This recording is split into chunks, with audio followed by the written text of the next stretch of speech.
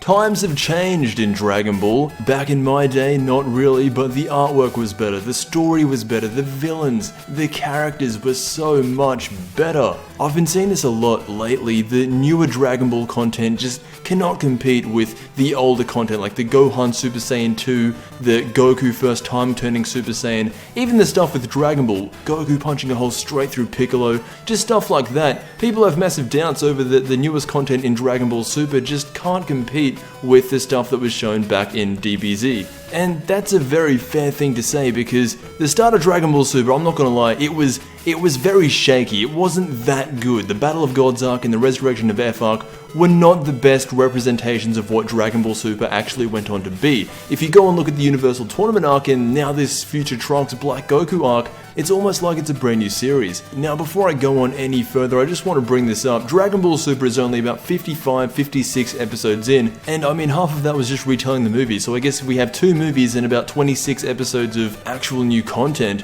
then it starts to even out. If we go back and look at the first few episodes of Dragon Ball and Dragon Ball Z, Dragon Ball for me got really exciting when Goku first went to enter the World Martial Arts Tournament, and Dragon Ball Z didn't get exciting until, I would say, the Saiyans arrived. Since the start of the Universal Tournament, every week of Dragon Ball Super has been good. However, I will admit I'm not used to watching shows or series in Japanese. Like a lot of people, I am really anticipating this English dub of Super, but even without it, DBS has had some absolute class moments. But moments isn't everything that makes a series good. I'm going to be looking at 3 separate things. These are the things that I look out for when watching anything, not just Dragon Ball. These include music, characters, and overall lore, and finally, the story. But I know it's kind of unfair to compare the entirety of Dragon Ball's story to Dragon Ball Super's story, considering Dragon Ball Super's story isn't finished yet, but even though it isn't finished, there are some genuinely good moments. And the best example I could give of this is Vegeta vs Cabba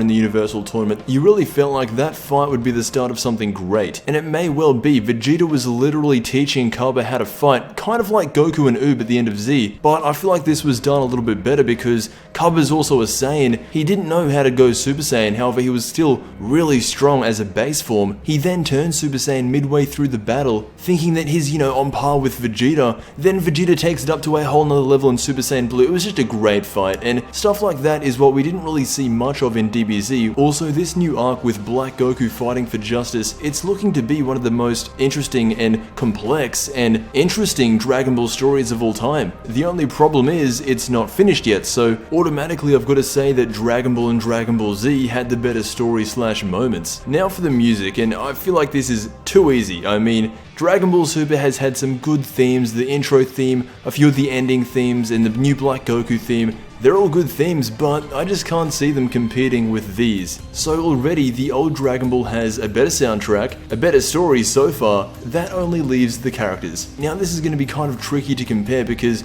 we're talking about the same series. These are literally the same set of characters. Even with that said, I still feel like Dragon Ball Super has the better set of characters, the characters that could go on to do more. We've got guys like Xeno here, that entire planet full of Saiyans, and if you think about it, Dragon Ball Super's characters are basically just Dragon Ball Z's characters, just with more of them. Anyway, I just wanted to make this video saying that Dragon Ball Z and Dragon Ball Super, you can compare them, but don't expect Dragon Ball Super to straight away just blow Z and Ball out of the park, because if we're judging Dragon Ball Super just based off this Black Goku arc, for me it's a 9 out of 10 series, I'm really liking it, but if we were judging it based off the Resurrection F arc, which I didn't like at all, it'd be no higher than a 3. Anyway, the moral of this video is that Dragon Ball hasn't changed. It's still funny with the exception of the Pilaf gang, it still has those amazing fights. The only thing really different is the power gap and I guess the transformations. Anyway, this has been Dragon Ball Old versus New, the elderly versus the youth.